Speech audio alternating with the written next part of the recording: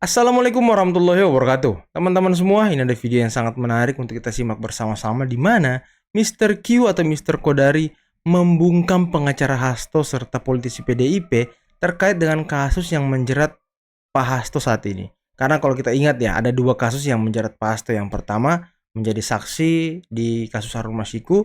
Yang kedua, pemanggilan Polda atas kasus berita hoax ataupun Undang-Undang ITE, teman-teman.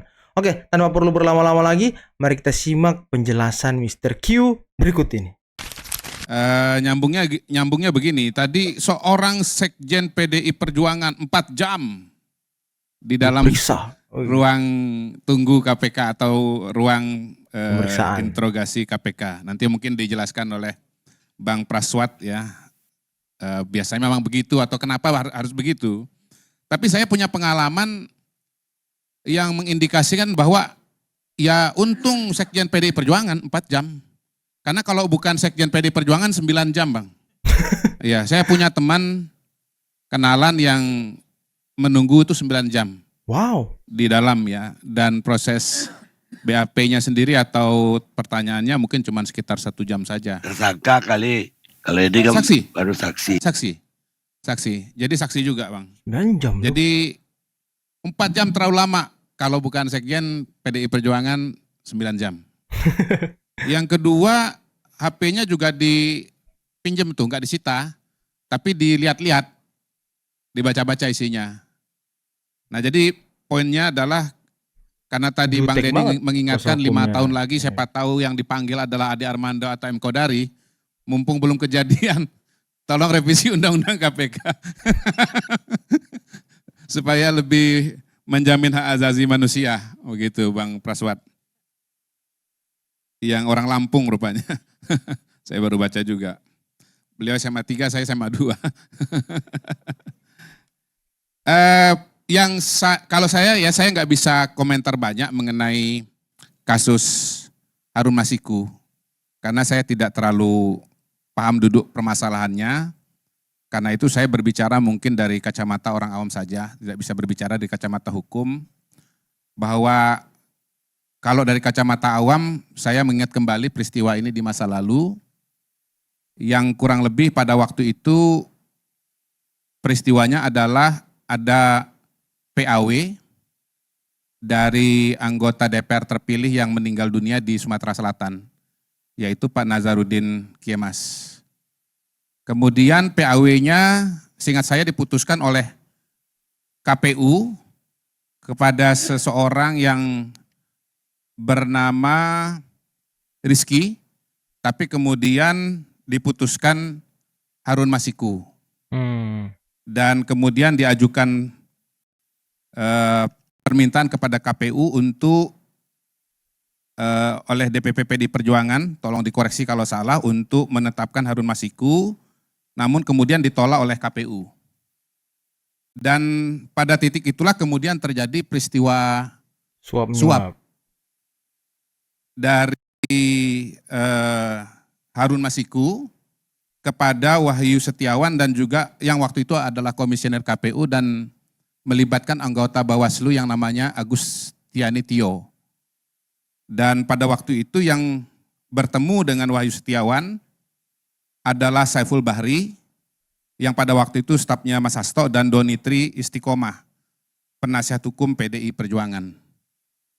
Nah, buat saya sebagai orang awam, walaupun telah keluar vonis, ketetapan hukum tetap dan kemudian sudah menjalani hukum, Wahyu Setiawan dan yang lain-lain, tapi memang kasus ini masih belum tuntas karena ada satu aktor, bahkan aktor utama yang belum ditangkap, yaitu Harun Masiku. Nah kemudian apakah kemudian Harun Masiku ini nanti kalau ditangkap bisa membuka perspektif baru tentang peristiwa yang sesungguhnya, peristiwa lengkapnya yang terlibat di sana dan siapa yang bersalah, itu yang membuat saya Bang justru melihat bahwa memang sebetulnya kasus ini tidak bisa dikatakan sudah tuntas gitu.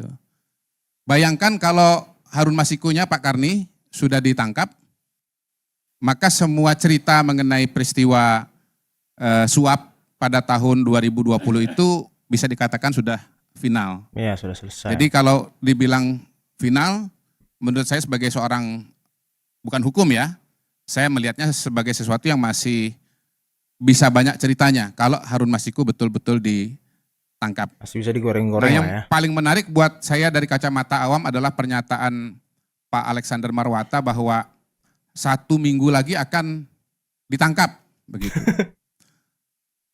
Kok bisa pasti 1 minggu itu? Itu buat saya sangat menarik. Gitu. Apakah 1 minggu itu karena kemudian perjalanan menuju tempat Masiku berada itu membutuhkan waktu 1 minggu gitu kan? Entah diukur pakai mobil, pakai motor atau jalan kaki, diukur pakai Google Map, Jutek banget nih. sehingga kemudian bisa menetapkan 1 minggu. Ini tolong juga Bang Praswat nanti dari kacamata dan Abang pimpinan KPK, apakah pernah bisa memprediksi bahwa seorang buron itu akan bisa ditangkap dalam rentang waktu tertentu gitu ya? Atau saya balik, justru sebetulnya udah ditangkap. Karena sudah ditangkap jadi bisa diatur waktunya, mau 1 minggu, mau 3 hari, atau jumlah yang lain kan ya kan? Jadi menurut saya angka yang pasti itu cuman bisa disampaikan Bang Praswat kalau orangnya udah ditangkap Bang. Iya. Jadi terserah Bang aja menentukan kapan ya kira-kira saya akan umumkan ini akan ditangkap begitu. Dan ini tentu menjadi spekulasi yang sangat menarik. Betul-betul menurut saya kalau 1 minggu dan bisa ngomong 1 minggu itu, ya buat saya sih harusnya orangnya udah ditangkap gitu. Sehingga kemudian bisa menentukan kapan waktu yang akan, sebetulnya akhirnya 1 minggu itu bukan ditangkap, dijemput atau ditampilkan bahwa orang ini ditangkap begitu. Tapi kita lewatin aja lah. Intinya buat saya sebagai seorang awam bahwa memang peristiwa Harun Masiku ini masih koma, belum titik karena orangnya belum ditangkap. Sehingga keseluruhan kasus ini sebetulnya memang belum final. Nah itu satu. Nah yang kedua mengenai kasus pemanggilan di Polda, karena ini kan sebetulnya kalau kita bicara Mas Hasto ini kan ada 2 kasus ya. Pertama yang di KPK terkait dengan Harun Masiku. Yang kedua yang terkait dengan Polda, berkaitan dengan penyebaran kabar bohong ya atau hoax. Nah di sini saya kan kemarin disampaikan bahwa Mas Hasto ini kira-kira mengatakan bahwa ya menyatakan pendapat tidak boleh dikriminalisasi. Saya setuju dengan pendapat itu. Menyatakan pendapat tidak bisa dikriminalisasi. Tetapi saya melihat poinnya justru bukan pada aspek menyampaikan pendapatnya, tetapi pada menyebarkan berita bohong atau hoax yang bisa menimbulkan kerusuhan di masyarakat. Jadi tadi Bang Patra mengutip pasal 160 ya, KUHP, tapi sebetulnya juga ada pasal yang terkait dengan Undang-Undang ITE. Pasal 28 ayat 3 bunyinya setiap orang dengan sengaja menyebarkan informasi elektronik dan atau dokumen elektronik yang diketahuinya memuat pemberitaan bohong yang menimbulkan kerusuhan di masyarakat. Dan pasal 45A ayat 3 setiap orang yang dengan sengaja menyebarkan informasi elektronik dan atau dokumen elektronik yang diketahuinya memuat pemberitaan bohong yang menimbulkan kerusuhan di masyarakat. Sebagaimana dimaksud dalam pasal 28, dipidana dengan pidana penjara paling lama 6 tahun dan atau denda paling banyak 1 miliar rupiah. Nah, Pak, ini saya agak setuju dengan pendapat ini karena memang di beberapa kesempatan yang saya ingat ya, di liputan6.com, kemudian di satu lagi media, saya lupa media mana, apakah di iNews kalau tidak salah, Mas Hasto itu memang menyebut saya, asli menyebut nama Muhammad Kodari sebagai orang yang mengetahui hasil Pilpres 2024. Nah, itu adalah berita bohong, itu adalah hoax. Karena saya tidak pernah mengetahui hasil Pilpres 2024 pada tanggal 14 Februari.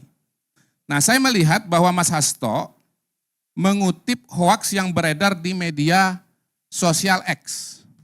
Jadi sekitar bulan Februari akhir, saya tidak ingat tanggalnya berapa begitu, nama saya sempat trending di X karena ada postingan dari akun Yurisa Samosir.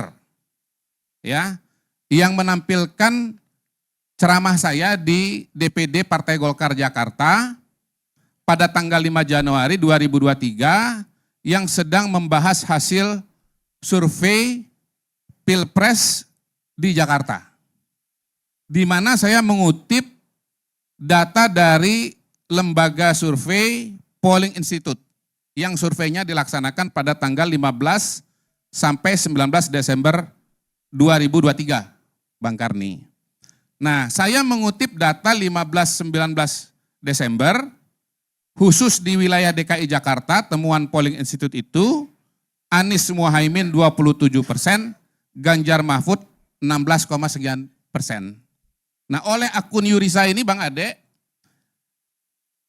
disebutlah saya atau dikonstruksi bahwa saya itu sudah mengetahui dan merencanakan kecurangan atau merencanakan hasil Pilpres tanggal 14 Februari itu. Gitu. Kebetulan hasil Pilpres 2014, sama ya kan? 2024, 14 Februari 2024, sebagaimana diumumkan oleh KPU, Ganjar Mahfudnya 16, sekian persen. Bisa pada gitu waktu itu ya. kan? Itu. Jadi dalam akun Yursa Samosir itu memang disebutkan bahwa kok sudah tahu ya, rapat internal bocor 5 Januari sudah tahu hasil Pilpres 2024, 14 Februari 2024. Nah, ini sudah saya jawab di media massa karena ditanya oleh teman-teman wartawan. Seingat saya, catatan saya sudah saya jelaskan bahwa itu adalah hoaks pada tanggal 24 Februari 2024. Dan Mas Hasto ketika diwawancara oleh liputan6.com tanggal 16 Maret 2024, kira-kira hampir 1 bulan kemudian, itu masih mengutip atau masih menganggap bahwa saya tahu hasil Pilpres 2024 itu Bang. Gitu. Padahal jelas-jelas itu adalah hoax yang beredar di Twitter dan sudah saya jelaskan dan saya sudah bantah secara lengkap melalui media massa. Kerjanya begitu. Nah, apa yang disampaikan oleh Mas Hasto ini kemudian terjadi lagi di wawancara berikutnya yang seingat saya dilakukan di iNews ya. Mohon maaf kalau salah karena ini udah sekian bulan yang lalu saya juga udah nggak apa lagi detail-detailnya. Bukan saya Meremehkan Bung Kodari kalau sampai dia yang laporkan langsung.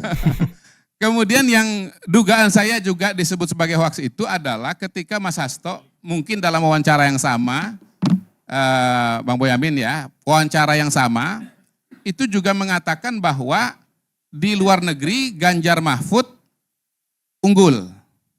Padahal kenyataannya yang unggul adalah Prabowo Gibran. Ya. Baik secara angka, yang angkanya kalau tidak salah 63,7 ya, maupun secara jumlah PPLN. Jadi Prabowo Gibran itu unggul 66 PPLN dari total 127 PPLN yang ada di seluruh dunia. Jadi singkatnya kalau soal yang berita hoaks ini, berita bohong yang disampaikan oleh Mas Hasto ini, rasa-rasanya saya bisa mengkonfirmasinya bahwa memang ada berita bohong yang atau hoaks yang dikutip oleh Mas Hasto. Nah, apakah kemudian konstruksi hukumnya terpenuhi atau tidak berdasarkan Undang-Undang ITE? Saya tidak tahu, ya. Tetapi secara faktual saya bisa mengatakan bahwa memang ada yang disampaikan oleh Mas Hasto bukan mengenai beda pendapatnya soal pemilu 2024, tetapi data yang dikutip adalah data yang bersifat hoaks. Nah teman-teman, itulah tadi penjelasan serta penjabaran Mr. Q terkait dengan kasus yang menjerat Pak Hasto. Gimana nih menurut kalian? Kira-kira yang mana yang paling seksi nih, antara kasus Harun Masiku atau kasus Undang-Undang ITE teman-teman? Ataukah benar Pak Hasto ditarget untuk dibungkam oleh seseorang? Kita nggak tahu teman-teman ya. Tapi kalau kita lihat ya, kasus Harun Masiku ini muncul setelah Ketua KPK Firly Bahuri itu ditahan teman-teman. Dan seperti di video sebelumnya, mantan penyidik KPK sudah pernah ingin menangkap Harun Masiku tapi dihalangi ataupun dinonaktifkan secara langsung dan diberhentikan teman-teman. Ini menarik nih, banyak sekali kasus-kasus yang mengganjal dan butuh pencerahan publik.